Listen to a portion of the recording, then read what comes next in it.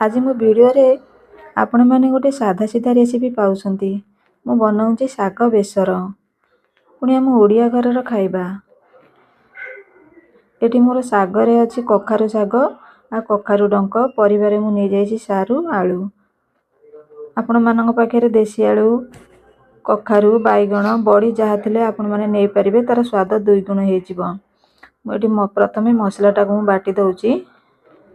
4 चामच मु सोरिष दे दउची। मोर छोट चामच अछि, छोट 4 चामच सोरिष, गोटे चामच पाखापाखी मु एथिरे दे दउची जीरा आ छोट खंडे अदा। बिना प्याज रसुण रे मु बनाउची, आपण माने चाहिले प्याज रसुण पकई पारंती।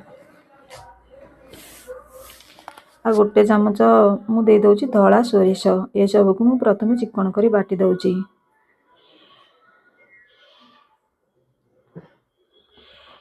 कखारु शाग को मु टिके हल्का भाजी दउची।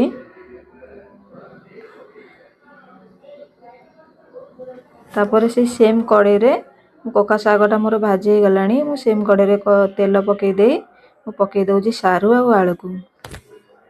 सारूटा लाल लाल लागिबो, ताको टिके हल्का कषई देले हमर से भल लागिबो, तार टेस्ट भल आसीबो।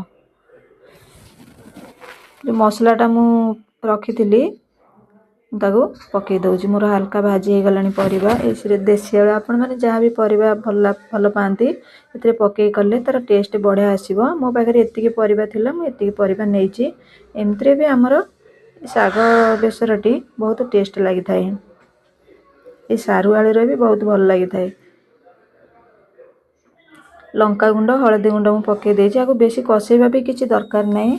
हमर सोरिषर क्वांटिटी अधिक अछि ना, से पिता हे जो बेसी कषेले पिता हे जो, ताको कम समय पय कषेबे।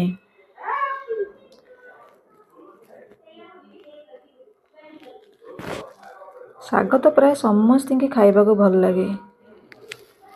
प्रतिदिन खाइबारे शाग थिले माछ मांस भी फीका पड़िबो। ए शाग पाखेरे काहाको शाग खाइबा को भल लागे मते कमेंट रे जणेबे। एमिति के शाग बेसर करी खाइसंती मते निहाती भाबरे कमेंट रे जणेबे। स्वाद अनुसार लूण दे दउची। मोर पानी देकी मु ताको सिझिबा पय छाडी दउची। सिझी गला परे मु आपन को देखौची। देखंतु मोर हेई गलानी।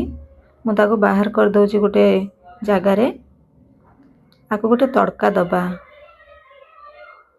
एमती भी खाइबा को भल लागिबो। आपण माने एमती तड़का देई पारंती न देई पारंती, कि तड़का देले आहुरी स्वाद बढ़ी जिवो। किछि नाही तड़का रे, केवल सोरिष तेल गोटे चामच, छोट गोटे चामच सोरिष आ सुखिला लंका। रेडी हे गला हमर शाग बेसर।